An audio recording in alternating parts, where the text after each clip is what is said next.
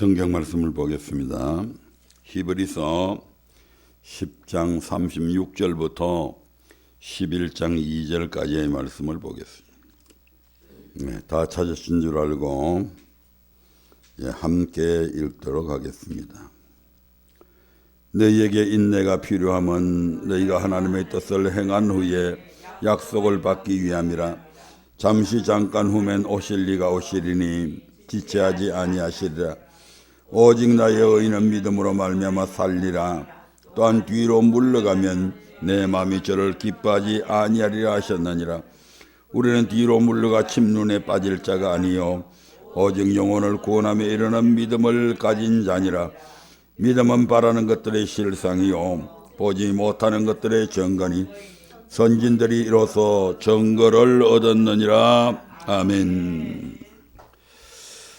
오늘 우리에게 주신 본문의 말씀을 통해서 영혼을 구원함에 이르는 믿음을 가진 자라고 하는 주제로 함께 은혜 나누기를 원합니다. 너희에게 인내가 필요하면 너희가 하나님의 뜻을 행한 후에 약속을 받기 위함이다. 우리가 하나님의 뜻을 행했다고 해서 금방 막 무엇이 그대로 우리의 눈에 막 드러나게 오지 않을 때도 있습니다. 그래서 우리에게 뭐가 필요하다고요? 인내가 필요하다고 말씀하고 있습니다. 그러면서 오직 나의 의인은 믿음으로 말미암아 살리라. 의인이 누굽니까? 예수 믿는 사람이 의인입니다. 예수 믿는 사람은 이 말입니다. 오직 예수 믿는 사람은 믿음으로 말미암아 살리라. 그 믿음이 어떤 믿음인가 하니 오직 영혼을 구원함에 이르는 믿음을 얘기하고 있는 것을 봅니다. 그러면서 11장을 통해서 믿음은 바라는 것들의 실상이요 보지 못하는 것들의 증거니 선진들이 이로써 증거를 얻었다고 그렇게 선포하고 있는 것을 보게 됩니다. 그러면서 히브리서 11장을 쭉 보면 거기에 믿음의 증거를 얻은 분들이 쭉 나열이 되어 있습니다. 물론 이 짧은 11장 안에 전부 다 그 이름을 다 기록할 수는 없었지만 그래서 영혼을 구원함에 이르는 믿음을 가진 자들을 대표해서 뽑아놓은 것을 보게 됩니다. 두 부류의 사람이 있습니다. 한 부류는 이 땅의 삶이 전부인 줄 알고 사는 사람이 있는 반면에 한 부류의 사람은 영혼의 구원을 위해 사는 사람들이 있습니다. 대부분은 전자에 속합니다. 오늘은 본문의 제목처럼 영혼을 구원함에 이르는 믿음을 가진 선진들 중에 다니엘과 그의 세 친구에 관한 이야기를 통해서 교훈을 받고자 합니다. 바벨론은 3차에 걸쳐서 남유다를 침공하게 되는데 1차 침입 때에 여호야김 왕을 비롯한 왕족과 귀족들 그 외에 많은 백성들을 포로로 잡아가게 됩니다. 그런데 느부갓네살 왕은 적국의 포로라 할지라도 우수한 인재들은 양성하여 자신의 수하에 두게 하였는데 그들 중에 다니엘과 그의 세 친구가 발탁이 됩니다. 다니엘서 1장 1절부터 6절의 말씀을 한번 보겠습니다. 같이 읽겠습니다. 유다 왕 여호야김이 위에 있은 지 3년에 바벨론 왕 느부갓네살이 예루살렘에 이르러 그것을 에워쌌더니 주께서 유다 왕 여호야김과 하나님의 전기구 얼마를 그의 손에 붙이심에 그가 그것을 가지고 신할 땅 자기 신의 묘에 이르러 그 신의 보고에 두었더라.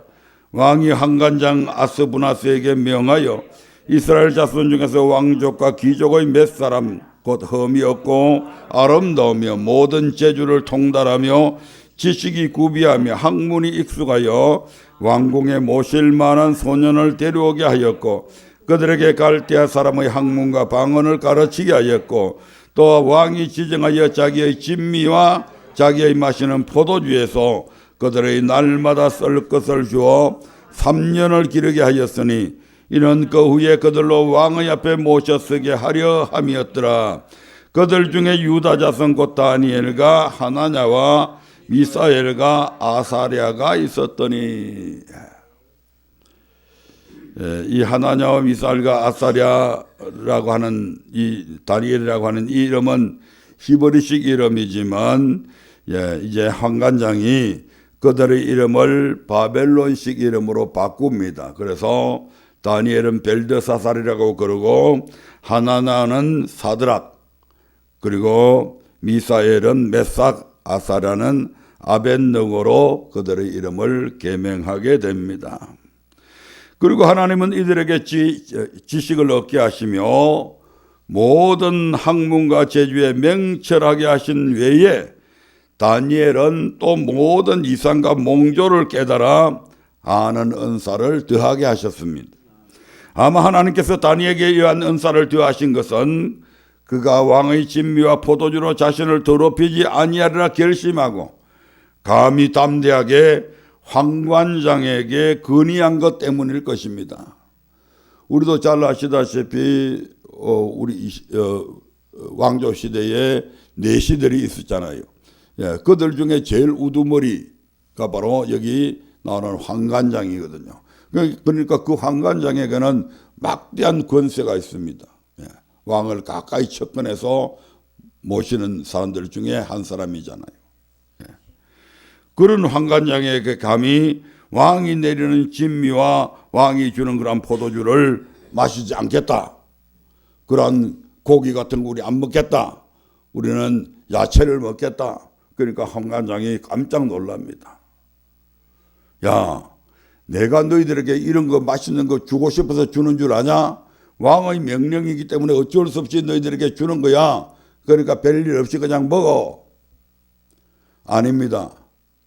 황관장님, 우리는 이것을 절대로 먹을 수가 없습니다. 한번 실험을 해보십시오. 열흘 동안 이러한 진미를 먹은 사람들과 채소만 먹은 우리 중에 누가 그 얼굴빛이 좋은지 분별하시고 그리고 나서 우리의 건의를 그러면 받아주든지 해주십시오. 이렇게 해서 이제 결국 그들은 이스라엘 백성들은 먹지 못하는 음식들이 많이 있잖아요. 그 당시만 해도 율법에 의해서. 그래서 이제 그들은 이러한 음식을 먹지 않고 자신들이 몸을 더럽히지 않게 되는 겁니다. 이러한 아마 담대함을 우리 하나님께서 보시고 이제 다니엘에게 특별히 다른 사드락과 메삭과 아벳느고에게 주지 아니한 그러한 은혜까지도 주신 것 같습니다. 다니엘서 1장 8절 한번 볼까요? 다니엘서 1장 8절입니다. 시작.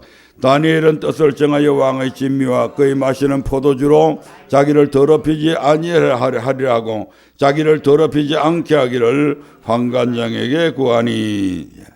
이렇게 해서 이제 드디어 3년의 수련 기간이 끝나고 그들이 느부갓네살 왕의 면접 심사를 받는 중에 왕은 이들이 다른 아이들과는 비교할 수 없을 정도로 다른 지역에서 뽑아온 그런 왕족이나 그런 사람들하고는 비교할 수 없을 정도로 그 탁월함을 알게 되고 그 지혜와 총명함이 온 나라에 박수와 술객보다 10배나 나온 줄을 알고 왕의 곁에서 보필하게 합니다. 다니엘서 1장 18절부터 20절의 말씀을 봅니다. 다니엘서 1장 18절부터 20절입니다. 같이 읽겠습니다.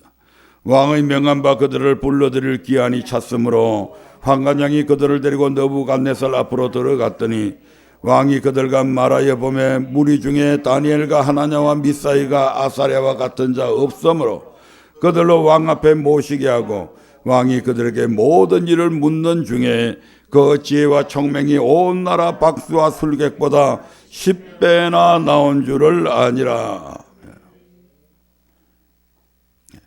그러던 중에 느부갓네살 왕이 어느 날 어마무시한 꿈을 꾸게 되는데 문제는 무슨 꿈을 꾸었는지 기억이 나지 않는 것입니다. 엄청 중요한 꿈인데 엄청 두려운 꿈인데 도대체 그 꿈이 무엇인지 기억이 안 나는 거예요.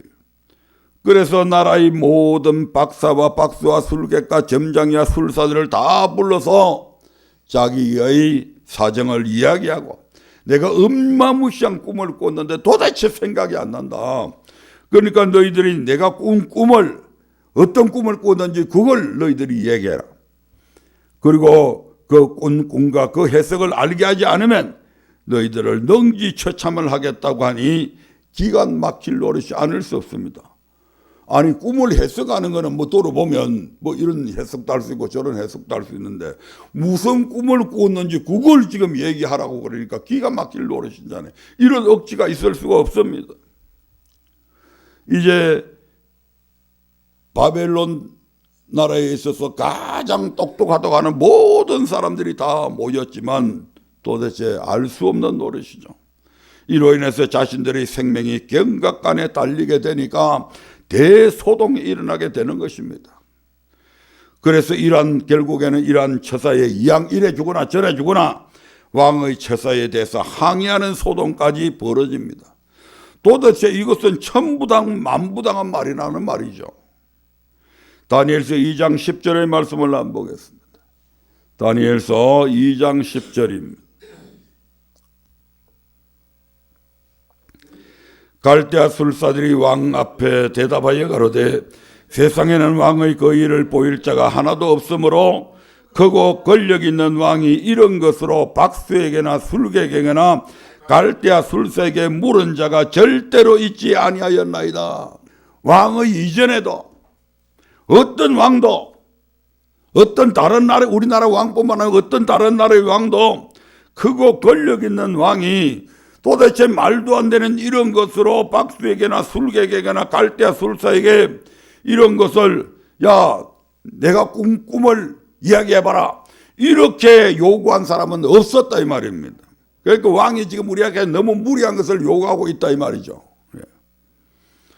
이로 인해서 왕은 경노하게 되고 바벨론 모든 박사들을 다 멸해버리라고 말합니다. 저것들로 우리나라 돈 갖고 내 돈 갖고 저것들 먹여 살릴 필요 없어. 월급 줄 필요 없어. 그동안 꼭 내한테 엉터리로 점치고 엉터리로 나한테 이야기한 게 다 죽여버려. 이것도 모르는 것들 이렇게 이제 이야기가 된 거죠. 뿐만 아니라 이 일로 다니엘과 세 친구도 함께 죽을 위기에 처하게 됩니다. 왜? 다니엘도 박사 중에 한 사람이잖아요. 다니엘서 2장 12절부터 13절의 말씀을 한번 보겠습니다. 시작. 왕이 이로 인하여 진노하고 통분하여 바벨론 모든 박사를 다 멸하라 명하니라. 왕의 명령이 내림에 박사들은 죽게 되었고 다니엘과 그 동무도 죽이려고 찾았더라. 이 위기의 순간을 기회로 삼게 하시는 분이 또한 우리 하나님이십니다. 다니엘은 즉시 시대장관, 오늘날로 말하면 경호대장 아리옥을 만나서 도대체 어떻게 된 일이냐 사정이나 한번 들어보자 이렇게 해서 이제 그 사정을 들어보고 자초지종을 알게 됩니다. 그리고 왕을 아련해서 왕이여 며칠만 기한을 주시면 왕에게 그 해석을 제가 보여드리겠습니다 하고 약속을 하게 됩니다. 그리고 집으로 돌아와서 자신의 세 친구를 불러서 그간의 사정을 설명하고 중보 기도를 요청하게 됩니다. 우리도 어려운 문제 있으면 성도들한테 또한 목사에게 중보 기도 요청하세요. 중보 기도 굉장히 중요한 거예요. 그리고 드디어 이 은밀한 것이 밤의 이상으로 다니엘에게 나타나 보임에 다니엘이 하나님을 찬송하게 되는 장면이 나옵니다. 다니엘서 2장 20절부터 23절의 말씀을 한번 보겠습니다. 다니엘이 말하여 가로되 영원 무궁히 하나님의 이름을 찬송할 것은 지혜와 권능이 그에게 있음이로다. 그는 때와 기한을 변하시며 왕들을 펴시고 왕들을 세우시며 지혜자에게 지혜를 주시고 지식자에게 총명을 주시는도다. 그는 깊고 엄밀한 일을 나타내시고 어두운 데 있는 것을 아시며 또 빛이 그와 함께 있도다. 나의 열조의 하나님이요 주께서 이제 내게 지혜와 능력을 주시고 우리가 주께 구한 바 일을 내게 알게 하셨사오니 내가 주께 감사하고 주를 찬양하나이다. 곧 주께서 왕의 그 일을 내게 보이셨나이다 하니라. 이 너무너무 이 장면들을 보면 전부 다 하나 너무너무 드라마틱한 거예요. 이거 누가 좀 영화 만들어 가지고 내면 참 좋을 텐데. 이렇게 해서 이제 다니엘은 왕에게 그가 꾼 꿈과 그 해석은 오직 은밀한 것을 나타내실 분은 하늘에 계신 하나님이시라고 말하며 일사천리로 그 꿈과 해석을 진술하게 됩니다. 2장 28절부터 45절까지 쭉 이제 다니엘이 왕이 본 꿈을 그대로 얘기하는 겁니다. 왕이 들으니까 옳거니 그래 맞아. 내가 그때 그 꿈을 꿨어. 그 꿈 맞아. 그래서 자기가 꾼 꿈을 그대로 이야기해 주니까 얼마나 그냥 그리고 그 꿈을 딱 얘기하고 난 뒤에 그 꿈에 대한 해석을 이제 다니엘이 명쾌하게 그냥 풀어나가는 것이죠. 다니엘의 이러한 명쾌한 진술이 끝나자 기상천외한 일이 벌어집니다. 갑자기 황제의 자리에 앉아있던 이 대제국의 황제 느부갓네살 왕이 갑자기 거기에서 내려오더니 다니엘에게 큰 절을 하고 다니엘의 하나님을 찬송하고 다니엘에게 놀라운 선물과 직위를 하사하게 됩니다. 엄청난 일이죠. 어떻게 그거 좀 가르쳐 줬다고 대제국의 황제라 하는 사람이 그냥 자기 왕자에서 내려와 가지고 그냥 땅바닥에 엎드려서 지금 다니엘은 노예잖아요. 사실은 포로잖아요. 그 다니엘 앞에 넙죽절을 하고 그가 믿는 하나님을 찬송하는 이러한 놀라운 일들이 일어나게 되는 것을 보게 됩니다. 그래서 다니엘에게 높은 직위를 하사하고 많은 선물을 줍니다. 그래서 다니엘이 또 그 왕 앞에 자기만 득볼 수 없잖아요. 자기 친구들 다 중보기도 해줬잖아요. 그래서 자기 친구들까지 추천함으로 통해서 다니엘의 세 친구도 바벨론 도의 도지사가 됩니다. 바벨론 도가 120도나 되잖아요. 다니엘서 2장 46절부터 49절의 말씀을 보겠습니다. 다니엘서 2장 46절부터 49절입니다. 같이 보겠습니다. 이에 느부갓네살이 엎드려 다니엘에게 절하고 명하여 예물과 향품을 그에게 드리게 하니라. 왕이 대답하여 다니엘에게 이르되 너희 하나님은 참으로 모든 신의 신이시요 모든 왕의 주제시로다. 네가 능히 이 은밀한 것을 나타내었으니 내 하나님은 또 은밀한 것을 나타내시는 자시로다. 왕이 이에 다니엘을 높여 귀한 선물을 많이 주며 세워 바벨론 모든 박사의 어른을 삼았으며 왕이 또 다니엘의 청구대로 사드락과 메삭과 아벤노고를 세워 바벨론 도의 일을 다스리게 하였고 다니엘은 왕궁에 있었더라. 하나님은 우리가 어떤 위기의 순간에 있을 때라도 오히려 그 위기를 바꾸어서 우리에게 더 나은 기회로 삼으실 줄 아는 그런 하나님이십니다. 우리가 믿는 하나님이 그런 분이다 이 말입니다. 그러므로 우리의 삶에 어떤 위기가 찾아왔다고 해서 그것 때문에 원망하고 불평하기보다는 그러한 위기가 찾아왔을 때 이거는 우리 하나님께서 우리에게 기도하라는 신호요. 그 기도를 통해서 우리에게 닥쳐온 이 위기를 오히려 전화위복을 시켜주시는 기회로 삼아주실 것이다. 이런 믿음을 가지고 하나님 앞에 나가서 기도해야 된다 이 말입니다. 그런데 세상에는 늘 좋은 일만 있는 게 아닙니다. 이제는 아무 걱정 없이 무탈하게 지내는가 싶었더니 인생사 세상사가 늘 그러하듯이 인생은 고난의 연속인 듯 싶습니다. 모든 일이 성승장구하다 보니 느부갓네살 왕이 교만하여져서 검으로 신상을 만들었는데 자그마치 높이가 60규빗이요 넓이는 6규빗. 지금의 것으로 환산을 하면 높이 27m, 넓이 2m 70이나 되는 거대한, 그것도 돌신상도 아닌 금신상을 바벨론 도의 두라평지라는 곳에 세우게 됩니다. 뭐 안 믿는 사람들이 뭐 불교에서 뭐 석상을 세우든 목상을 세우든 무슨 상관이 있습니까 우리하고? 세우는 그들이 나중에 저주받을 짓이고 그렇지 우리하고는 상관없는 거잖아요. 그런데 문제는 그 낙성식에 바벨론 도의 모든 유명 인사들과 관원들을 참집하게 하고 각종 모든 악기 소리를 들을 때에 엎드려 금신상에게 절하라고 하는 명령이 떨어진 겁니다. 하나님의 율법의 제1계명, 2계명을 그대로 바로 범하라고 지금 이런 명령이 떨어진 거예요 지금.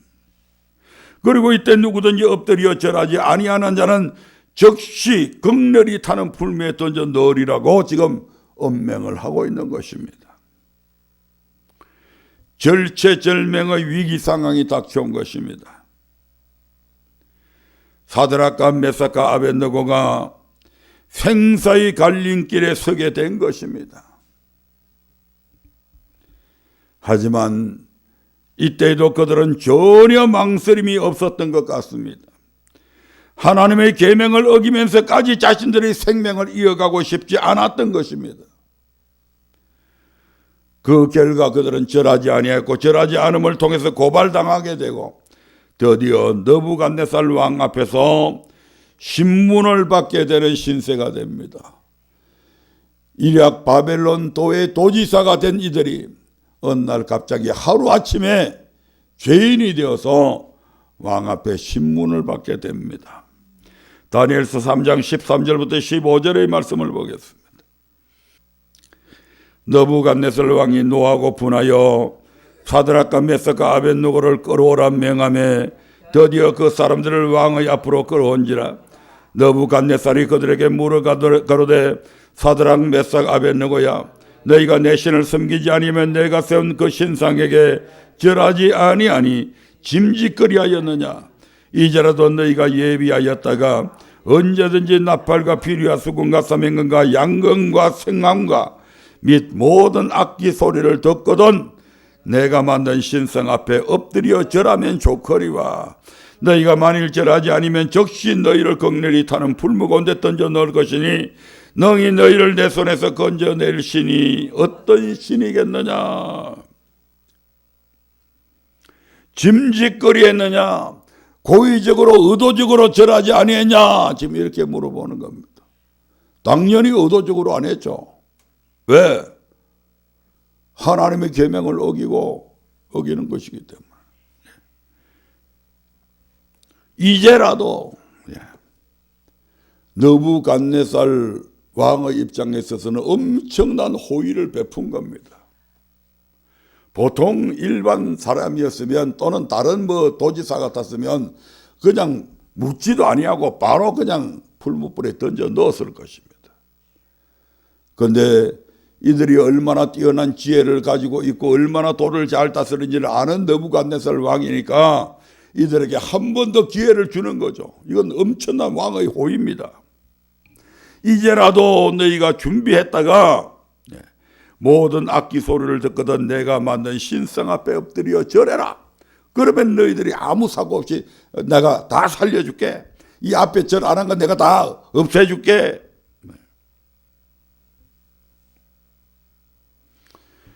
느부갓네살 왕이 이들을 얼마나 아끼고 귀히 여기고 있는 것을 나타낸 말이고, 또한 그는 적어도 내가 이만한 기회를 주면 이들이 자기의 말을 들을 줄 알았어요. 그런데 아니었습니다. 그러면서 느부갓네살 왕이 뭐라고 이야기합니까? 능히 너희를 내 손에서 건져낼 신이 어떤 신이겠느냐. 너희가 만일 절하지 아니하면 즉시 너희를 극렬히 타는 불무거운 데 던져 넣을 것이니 능히 너희를 내 손에서 건져낼 신이 어떤 신이겠느냐. 이 말 속에 느부갓네살 왕이 얼마나 교만해져 있는가를 우리가 알 수가 있습니다. 왜냐하면 얼마 전까지만 해도 그는 그가 꾼 꿈을 잊어버리고 기억이 나지 않아가지고 바벨론도 120도나 되는 그 광대한 지역에 있는 모든 박사라고 하는 사람들, 점장이, 술객들, 술사들, 똑똑하다고 하는 사람들은 전부 다 불러 모아가지고 내가 꾼 꿈을 내게 알게 하고 그 꿈을 해석하라고 했을 때 어느 누구도 거기에 답하는 사람도 없었고 신도 없었잖아요. 자기가 만든 금신상 같은 그 신상이 금으로 만들기 전에도 신상 이름이 있을 거잖아요. 그 신이 언제 그런 걸 알게 해줬습니까? 안 해줬잖아요. 그래서 그 꿈을 말하고 해석을 하니까 다니엘 앞에 엎드려 왕이라고 하는 사람이 엎드려서 절을 했던 그런 느부갓네살이었잖아요. 그런 느부갓네살이 이제 얼마나 교만해졌으면 어떤 신이 능히 너희를 내 손에서 건져내겠냐? 너희 신도 나한테는 꼼짝 못한다 이 말이죠. 그만큼 교만해진 겁니다. 지난날에 하나님께서 그 모든 것을 알게 해주신, 그래서 다니엘이 하나님을 찬양했던 그런 것들은 깡그리 잊어버리고 지금 느부갓네살은 교만이 머리 끝까지 올라와 있는 겁니다. 이를 들은 사드락과 메삭과 아벳느고의 대답은 조금의 망설임도 없이 단호합니다. 다니엘서 3장 16절부터 18절의 말씀을 보겠습니다. 다니엘서 3장 16절부터 18절입니다. 시작. 사드락과 메삭과 아벳느고가 왕에게 대답하여 가로되 느부갓네살이여, 우리가 이 일에 대하여 왕에게 대답할 필요가 없나이다. 만일 그럴 것이면 왕이여, 우리가 섬기는 우리 하나님이 우리를 긍휼히 타는 풀무 가운데서 능히 건져내시겠고 왕의 손에서도 건져내시리이다.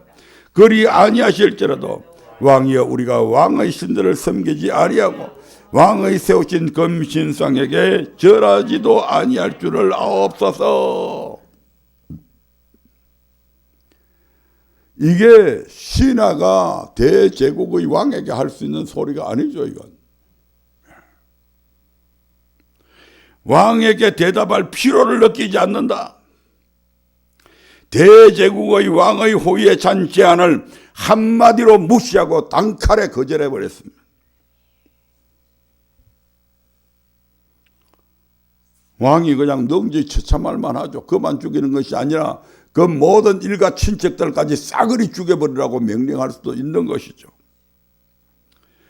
그럼에도 불구하고 그런 위협에 전혀 굴하지 아니하고 왕이 우리에게 제안한 거기에 대해서 우리는 대답할 필요를 느끼지 않는다. 왜? 우리의 하나님에 대한 우리의 신뢰는 절대적이다 이 말이죠. 네. 두 번째로, 만일 그럴 것이면 우리 하나님이 우리를 긍휼히 타는 풀무 가운데서 능히 건져내시겠고 왕의 손에서도 건져내시리이다. 이 말씀은 우리 하나님은 어떤 상황 속에서도 우리 하나님은 우리의 구원자이시다. 상천하지에 오직 여호와만 하나님이시고 그 외에는 다른 신이 없다. 그 절대적인 하나님이 우리를 구원해 주실 것이다. 지금 이렇게 하나님에 대한 절대적 신뢰를 지금 표현하고 있는 거잖아요. 그리고 18절에서 뭐라고 말씀하십니까? 그리 아니하실지라도, 참으로 위대한 고백입니다. 그리 아니하실지라도 우리 하나님께서 긍휼히 타는 풀무 가운데서 우리를 건져주시 않을지라도 우리가 그 불에, 그 뜨거운 불에, 풀무불에 들어가서 한 줌 재로 남아있을지라도 이 말입니다. 우리 하나님께서 당신 왕의 그 손에서 건져내지 않을지라도 이 말입니다. 왕이여, 우리가 왕들의 신들을 섬기지도 아니하고 왕의 세우신 금신상에 절하지도 아니할 줄을 아옵소서. 이 그리 아니하실지라도 하는 이 고백은 이미 육신의 생명을 포기한 고백입니다. 생사를 초월한 고백입니다. 살고 죽는 문제에 연연하지 않는 고백이잖아요. 그리고 육신이 아닌 영혼을 구원함에 이르는 믿음을 가진 자들만이 할 수 있는 그런 신앙의 고백입니다. 영혼의 구원함에 이르는 믿음을 갖지 않았다면 두렵고 떨 수밖에 없죠. 죽인다는데, 뜨거운 불에 던져서 태운다는데, 이걸 두려워하지 않는다면 그 사람 아니죠. 그런데 이들에게는 뭐가 있었다고요? 영혼을 구원함에 이르는 믿음을 가졌기에 우리 하나님께서 우리를 저 불 속에서 우리를 구원하시지 아니하고 우리가 다 산화된다 할지라도 우리 하나님께서 결국은 우리를 부활시키셔서 영원한 나라에서 느부갓네살 네가 다스리는 이 바벨론 땅이 아닌 영원한 천국에 갈 수 있다고 하는 그러한 믿음이 준비된 자들이기에 이런 고백을 할 수가 있는 것입니다. 이 고백을 하게 되자 느부갓네살의 뚜껑이 열린 겁니다. 가히 느부갓네살의 심장에 불을 지피기에 충분한 말들이잖아요. 격분한 느부갓네살이 풀무불을 7배나 더 뜨겁게 하라고 명하고 그들을 풀무불 속에 던지게 되는데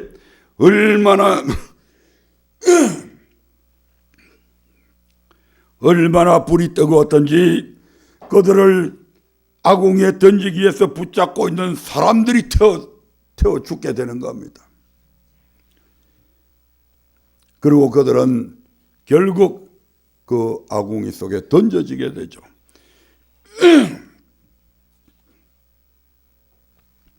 하지만 이때 놀라운 일들이 전개가 됩니다.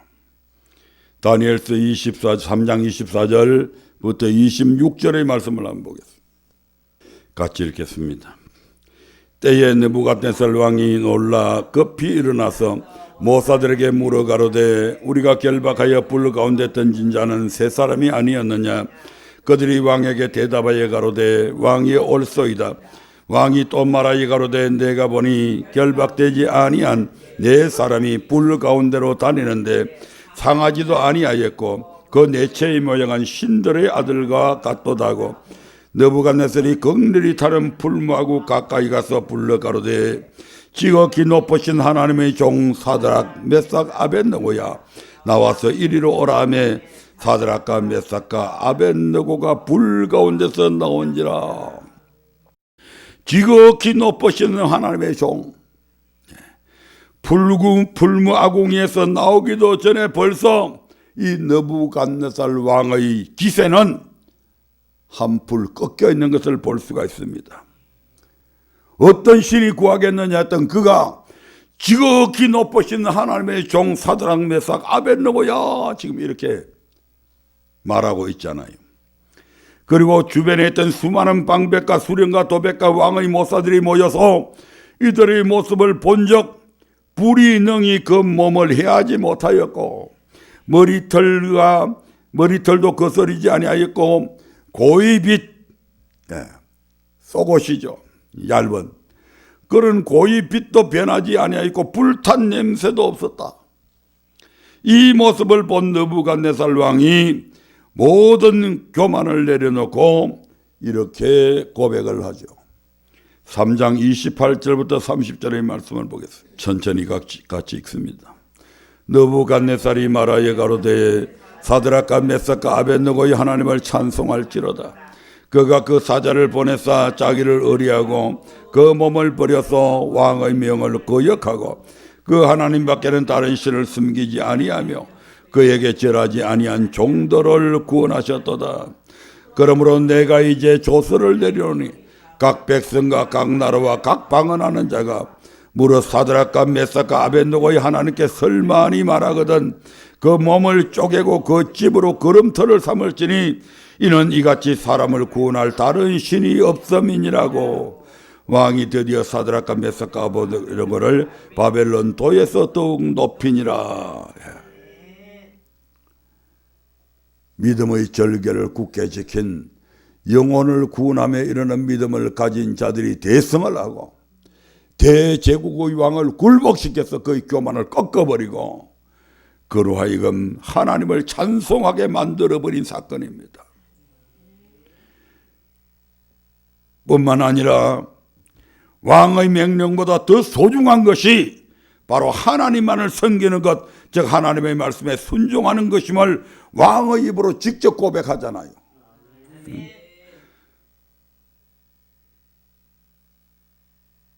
그 몸을 버려서 누구의 명을 나 느부갓네살 왕의 명령을 거역하고 그 하나님 밖에는 다른 신을 섬기지 아니하며 그에게 절하지 아니한 종들을 누가 구원했다? 하나님이 구원했다.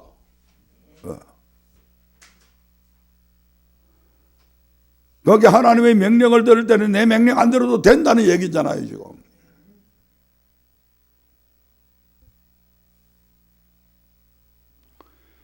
그리고 자신뿐만 아니고 모든 바벨론도의 모든 백성에게 하나님께 설만히 말하거든, 무례하게 말하든지 방자하게 하나님 앞에 말하는 자가 있으면 내가 그 몸을 쪼개고 그 집으로 거름더미를 삼을지니 이는 이같이 사람을 구원할 다른 신이 없음이니라. 하나님만이 절대적인 구원자임을 느부갓네살 이방의 왕이 비로소 인정하게 되는 겁니다. 엄청난 사건이 이걸 통해서 일어나게 되는 거죠. 그리고 하나님만이 참신이십니다 하는 것을 느부갓네살 이방의 왕의 입술을 통해서 증거하게 됩니다. 영혼을 구원하며 이르는 믿음을 가진 자들의 삶을 통해 우리 하나님은 역사하시고 그들을 통해 영광 받으시기를 원하는 것입니다. 그러므로 언약 식구 모두도 이와 같은 영혼을 구원하며 이르는 믿음의 소유자가 되셔서 참으로 하나님께 기쓰임 받으시기를 주님의 이름으로 축원드립니다.